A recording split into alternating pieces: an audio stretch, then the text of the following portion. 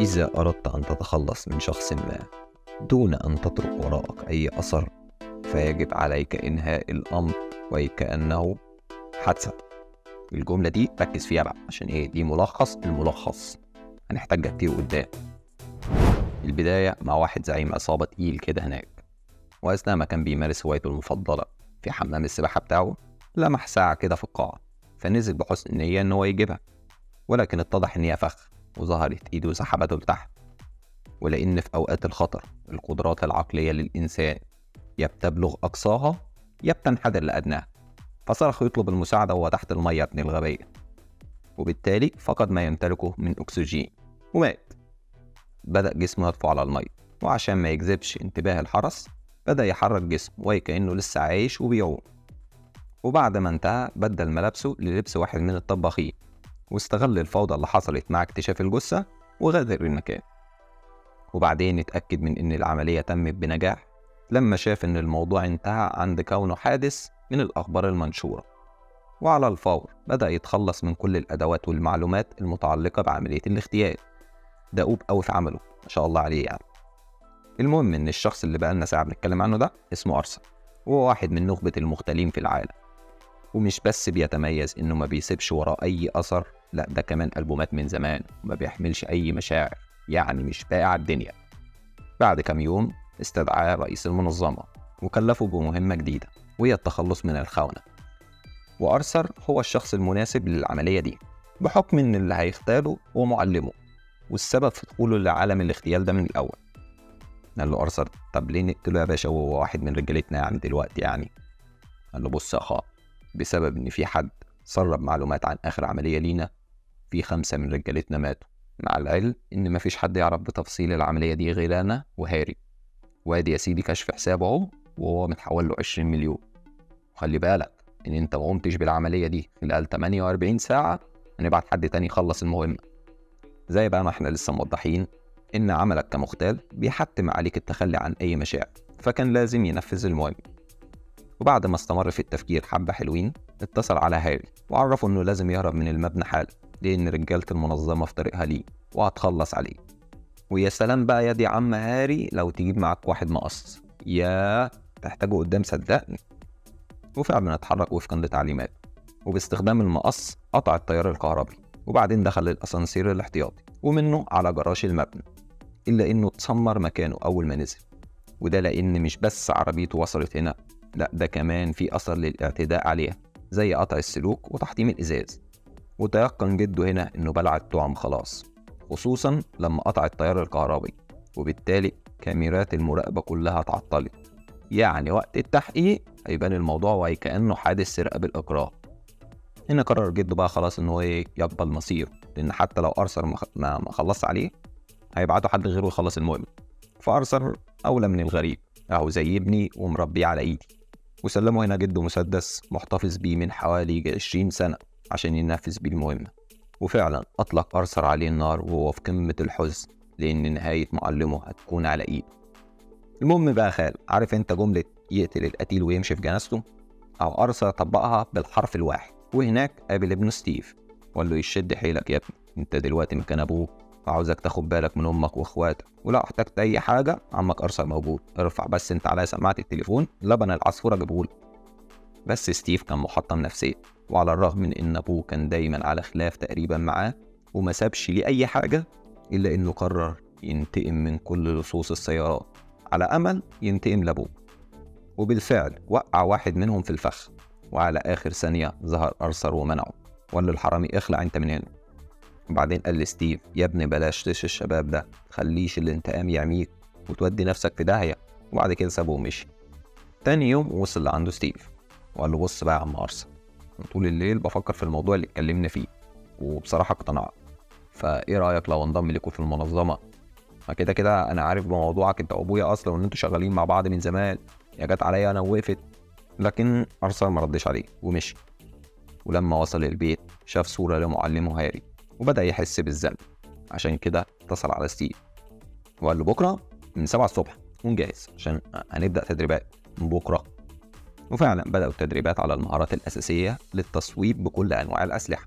وستيف بدوره كان موهوب بالفطرة، وبعد كده سلموا أرثر كتاب بيحتوي على أكتر من 99 طريقة اغتيال، وبعد تنفيذها بتبدو وكأنها حادث.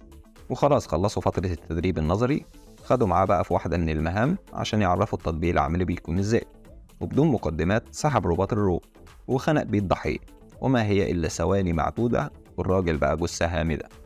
وبعدها علقوا على الحيطة ليبدو الأمر وكأنه خنق نفسه من كتر المتعة اللي كان بيشعر بيها في الوقت ده. وبعد ما رجعوا سلموا أول مهمة يقوم بيها بنفسه، ولكن اداله شوية تعليمات كده لو نفذها هتساعده كتير. وهي إن أول حاجة يجيب كلب صغير. يجي واحد هنا بقى من أعزائي المحنكين يسأل: طيب إيه لازمة الكلب في عملية اغتيال؟ أقول لك أنت كده على طول دايما متسرع. مع الأحداث هنفهم سوا. المهم إنه يعتني بيك كويس كده لدرجة إن هو الكلب يكون أعز أصدقائه، وبعد كده يطلع بيه على واحد من الكافيهات كل يوم من 9 ل 10 لمدة أسبوعين مثلا. وده بالمناسبة بيكون نفس وقت تواجد الضحية، وطول الفترة دي يعمل وكأنه بيقرأ الجريدة الصباحية. والهدف ده ما هو إلا عبارة عن كائن كده من كوكب آخر، جسم إيه ووزن إيه، حاجة كده ركيشي في نفسه. مختصر الكلام إن تحت أي ظرف ما ينفعش تتقاتل معاه. هنا بقى احنا ممكن نفتكر إن الراجل ده خارق ما عندوش ثغرات، ولكن بيتضح إن هو عنده نقطتين ضعف. أولا الكلاب الصغيرة اللي من النوع ده، وبصراحة أنا معرفش أساميها. ثانيا الشباب الحلو اللي زي ستيف كده. وبدأ ستيف فعلا ينفذ الخطة ويساير الطيار معاه. وقد كان وابتلع هذا البغل اللعين الطعام. وبعد كده وصلوا المكان يشربوا فيه شوية خمر كمقبلات لما سيحدث. وهنا كان الجزء الأهم والأخير من الخطة، وهي إن أنت تطلع جرعة دواء وتحطها في المشروب بتاعه، والجرعة دي بتسبب أزمة قلبية في 3 دقايق. لكنه افتكر إزاي أرثر كان جامد وهو بيقضي على الفريسة بالقوة، وقال لك هو أحسن مني، أنا أزنوه هناك في بيته وأخلص عليه. واستغل فرصة إن هو مطمن ليه وانقض عليه في محاولة الخنق، بس كانت حرب مش متكافئة بالمرة. فجابه من رقبته ونزل بيه على الأرض، وبعدها مسح ورجع كسر بيه الشقة. حاول ستيف بقى يستخدم باب التلاجة كدرع، إلا إنه دغدغ الباب عليه.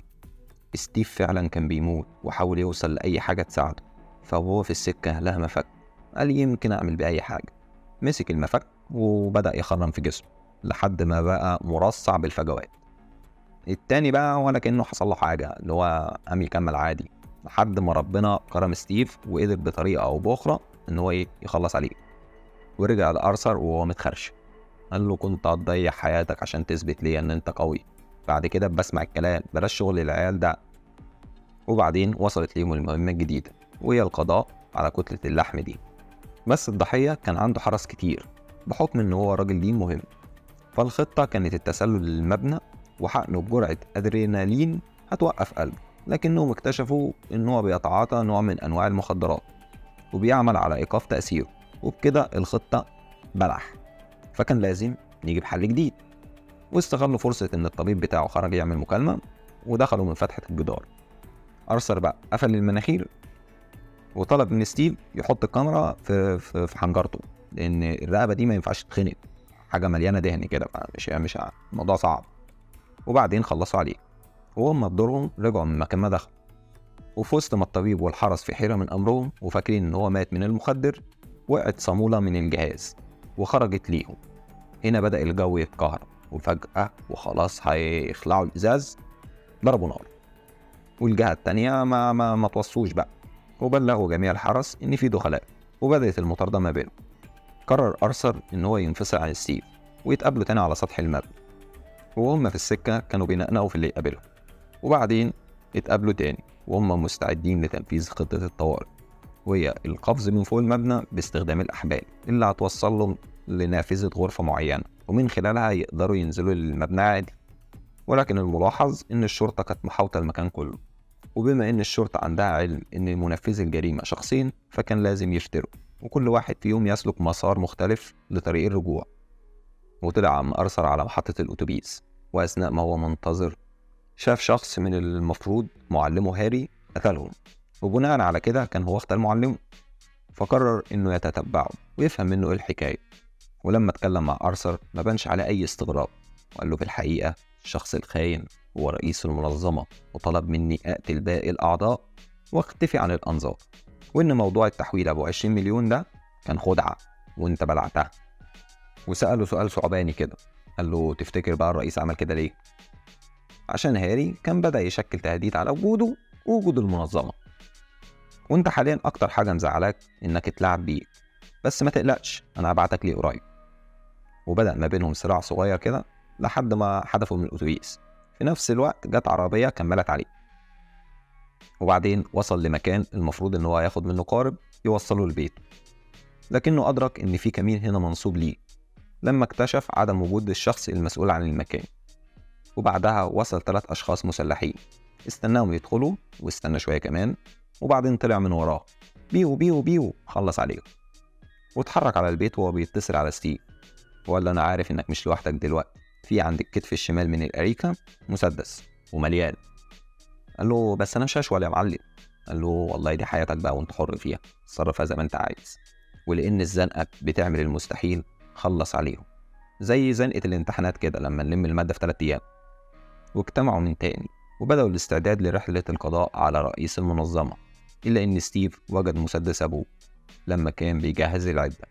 هو تيقن إن أرثر هو اللي قتل أبوه ولازم ينتقم منه، وبقى طول الطريق عمال يرميله كلام من تحت لتحت كده، اللي هو أنت ضميرك مرتاح دلوقتي يعني أنت اللي زيك بينام الليل كده. كل ده أرثر ما كانش مدرك لما حدث في الخفاء. وبعدين وصل للرئيس مكالمة من أرثر بيعرفوا إنهم في المبنى وجاهزين لاغتياله، وفعلا الرئيس اتأكد من كلامه لما شاف إن المكالمة جاية من إحدى غرف الاجتماعات، فبسرعة استدعى كل الحرس لتأمينه. بس اللي ما كانش يعرفه إن كل ده كان فخ لإخراج الأسد من عرينه. وبدأوا تنفيذ العملية لما شافوا الموكب بتاعه بيتحرك من خلال أجهزة المراقبة. كانت البداية من عند أرثر لما دخل بعربيته في واحدة من سياراته، طلعها بره الخدمة، وبعدين نزل فتح عليهم النار واتحرك وركب عربية ولا مؤاخذة زبالة، في حين إن ستيف كان جاي عليهم بأتوبيس قد كده ولبس في العربية الأمامية من الموكب. هنا طلب الرئيس من السواق إن هو يرجع بسرعة، لكن أرثر قال له على فين يا خال، على فين يا خال. وبعد الدعجنة اللي حصلت في العربية حاول الرئيس يزحف للخروج من العربية وهو كان تقريبا ميت، وبعدين شتمهم فقالوا له طب ابلع بقى يا غالي، وحرفيا خرموا أمه وركبوا عربيتهم بعد ما نجحوا في إنهاء المهمة. ولكن وهم في العربية شاف أرثر سلاح المعلم هاري لما كان ستيف بيجيب لي مية من الكنبة الخلفية، ووقفوا بقى يتزودوا بالوقود. هنا اتعمد ستيف إن هو يحط مسدس البنزين في المكان الغلط، وبالتالي يحصل تسريب للبنزين، وبعدين ابتعد عن السيارة مسافة حلوة واستخرج مسدسه وأطلق النار، تسببت في انفجار العربية. وظن ستيف أنه قد استطاع أخيرا تحقيق انتقامه ودقت طبول الحرب، بس اتضح أن أرثر هرب قبل لحظة الانفجار بثانية. ما هي حاجة من المسلمات كده، لا في جزء تاني، مين هيعمله؟ خدت بالك انت من كلمة جزء تاني دي؟ استناه بقى استناه. في حين ان ستيف بقى رجع على بيت أرثر واستولى على العربية وكل متعلقاته، لكنه أخذ باله من ان في رسالة في العربية محتواها غاية في الأهمية، وهي لو انت بتقرأ الرسالة دي حاليا فانت في تعداد الأموات. وبعدين بوم، البوم دي مش مني، لا من العربية.